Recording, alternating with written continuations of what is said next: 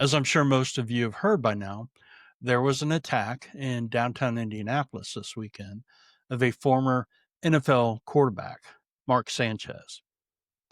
And immediately, people on the right, including our governor, decided to create posts or voice their opinion on social media about what took place before ever knowing any factual evidence of what exactly took place. Shocking, isn't it? Seems like we just went through all this bullshit a couple weeks ago. It's a continuous pattern that these people have, because it's us on the left who are the radical lunatic extremists who are violent in America. So immediately, anytime a situation occurs, this is the path that they take. When the truth be told, it's actually the opposite of who the violent extremists in this country are. My name is Kurt Mullet. I am Hoosier Blue, and I have something to say. Let's get at it.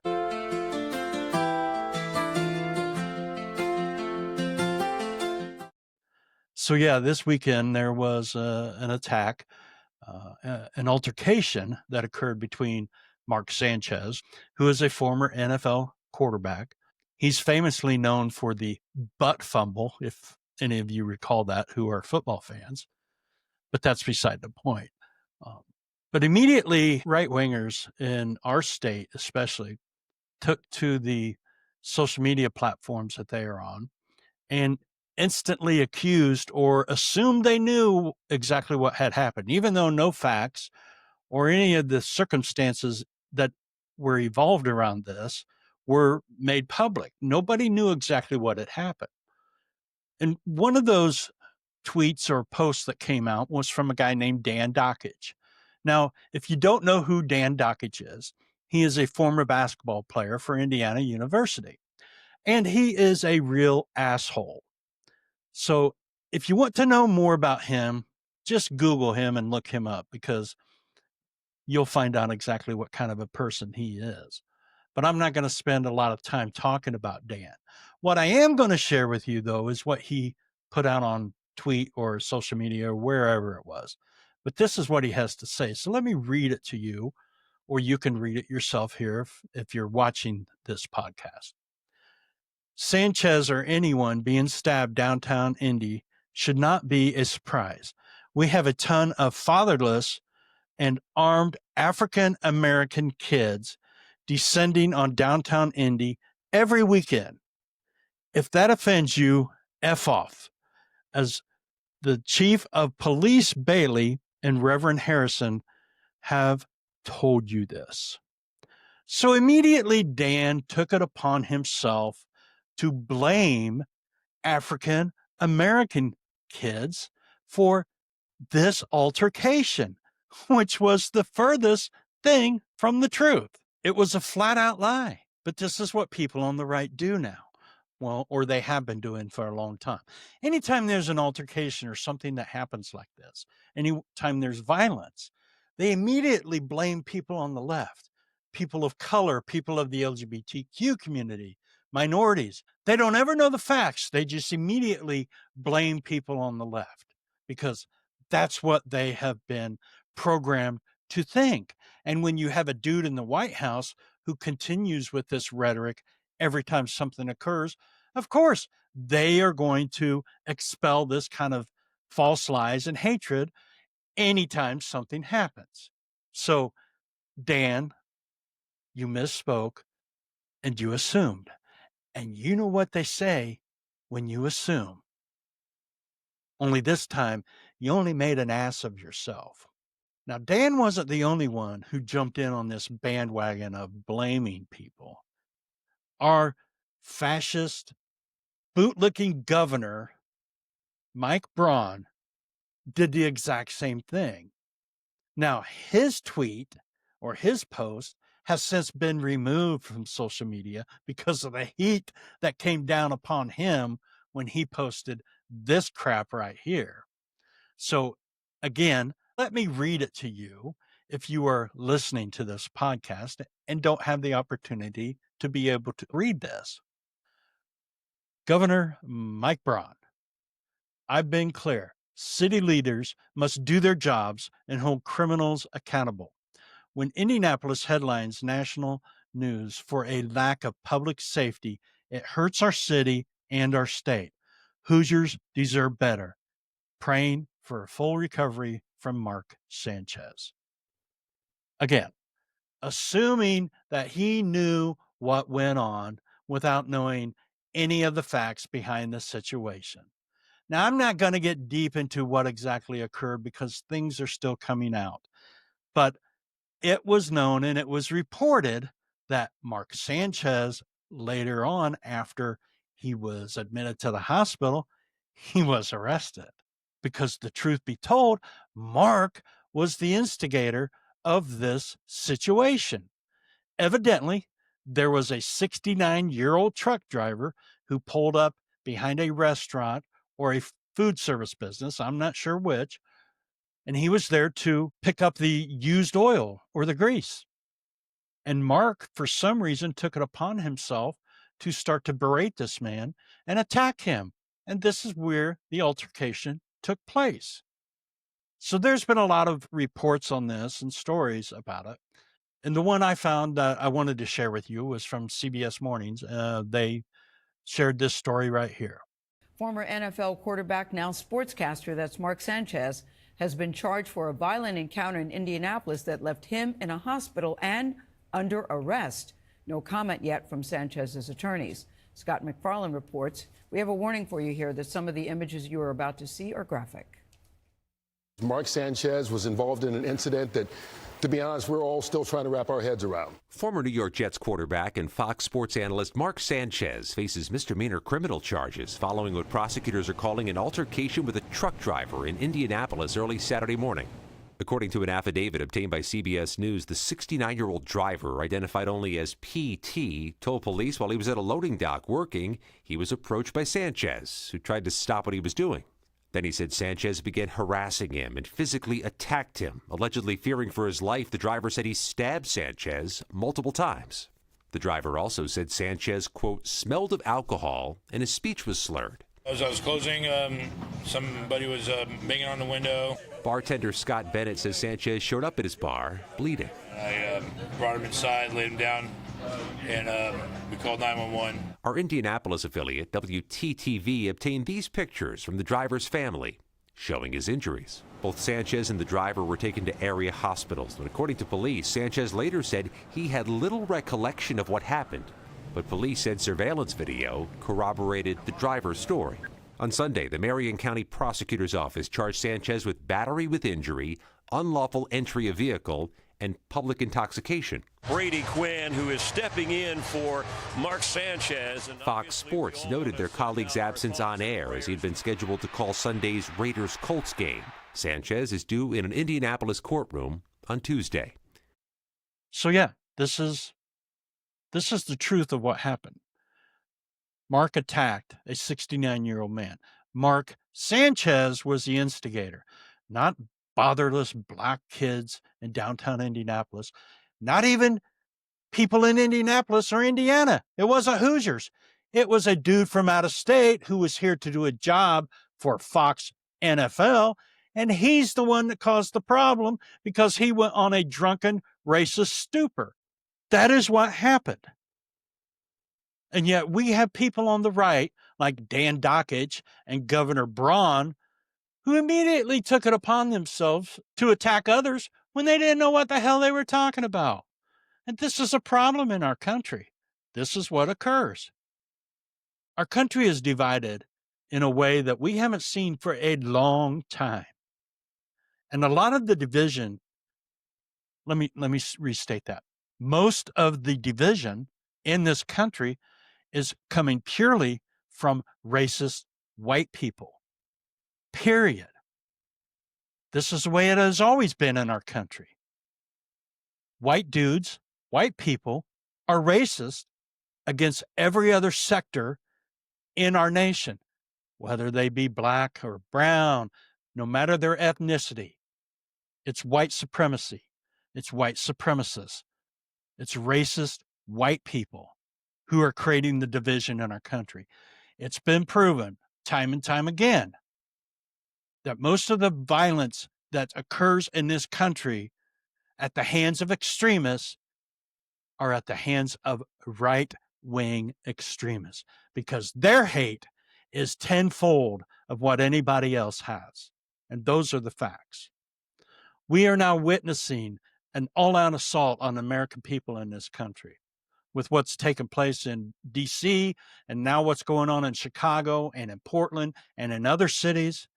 It is a brutal attack on citizens in this country, on innocent, law-abiding citizens. This is what is happening. And they are racially profiling people. I mean, I'm sure you've heard of the story of the apartment building in Chicago where ICE went in and removed everyone from the facility. Everyone. They zip-tied children together. And they went through and investigated and questioned every single resident. They didn't know who these people were. They did this because of what they looked like. And this is wrong on epic levels. And this is the destruction in our country that's taking place right now. These racist, white, hateful people are unbelievable. They're out of control. And it's only going to get worse. But we cannot turn our backs. We cannot comply. We cannot remain silent. We have to fight this. We have to stand up against this tyranny, or we will lose our democracy.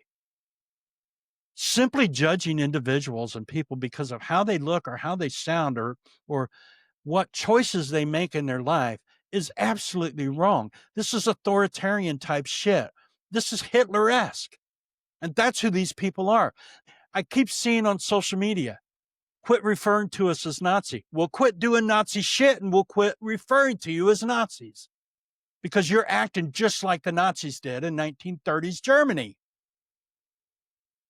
And people like myself and others are getting pretty pissed off about it. It's wrong to treat our fellow man the way that they are being treated. It's absolutely fucking disgusting. And it has to come to a stop. The violence from the right needs to be squashed, because that's where it is coming from. I don't know what else I can say or what else we can do to try to fight this, but continue on the path that we are on by talking about it, by exposing their hate and their discrimination, their oppression, and their just flat out bullshit lies. Now there's a big story about Bad Bunny being selected as the entertainer for the Super Bowl. And people are going shit back crazy about it. What the hell's wrong with you people? Does it really matter? Do you know how many foreign acts have been performing at the Super Bowl in the past years? There's a number of them. I mean, my God. And now all of a sudden you're having a shit fit about Bad Bunny? Is it because he's Puerto Rican?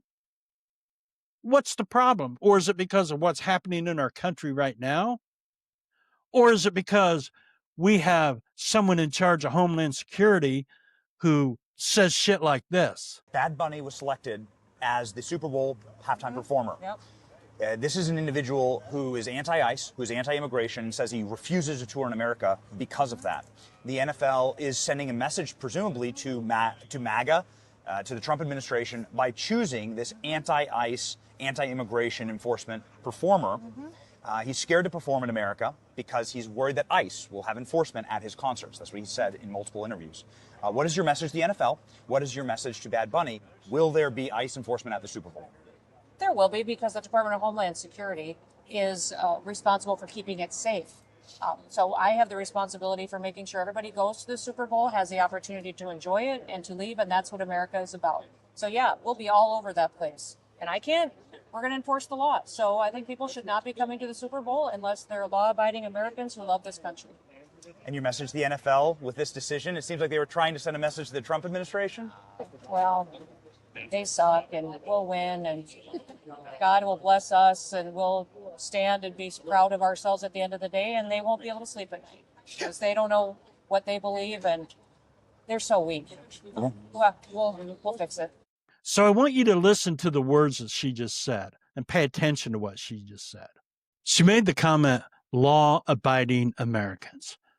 So do you know how you can tell, or how they can tell, or how they are going to determine who a law-abiding American is in a massive crowd of 60 to 80,000 people while policing them? Well, you do that by racially profiling them. You look at all the white people and assume they are all not criminals and they are all Americans. And then what you do is you approach everyone of color, of different ethnicity, of people who don't look white. And those are the people that you question, that you take into custody and possibly detain. That is how they are going to approach this. And then she made the comment, they suck. We'll win. God will bless us. We'll be proud of ourselves. They won't be able to sleep at night, which to me is an extremely disturbing comment all on its own. It's utterly amazing, this woman here, and how she projects her bullshit and her lies. Her smug look, her sarcastic smile, the narcissism that oozes from her is unbearable. She is one of the top disgusting people in this administration. Absolutely one of the horrible ones. I cannot stand the look of her. And it's funny how she calls everyone weak or wants to make that comment, because when you remove all of her facade, when you remove all of her makeup, when you remove all of her dolled up look that she likes to present when she does these, photo ops or these publicity stunts, like going on Benny's show, this is what she looks like. I mean, I'm not into shaming people because of how they look, but seriously, lady, you're going to stand there and spew the bullshit that you do when in reality, you down to your bare bones look like this? Go fuck yourself. God. So I wanted to share with you my thoughts about this incident that occurred in Indianapolis this past weekend. And I know we're still trying to find out what exactly happened. Most of the facts have come out. I know Mark Sanchez was supposed to appear in court today. I didn't do any follow-up before I started this podcast because I don't really care. There's been enough that's been revealed about what happened where I've made my judgment. He was out of line. He was drunk, and he attacked a man that he shouldn't have attacked. And that's the basic of it. I'm sure he'll get slapped on the wrist and sent home.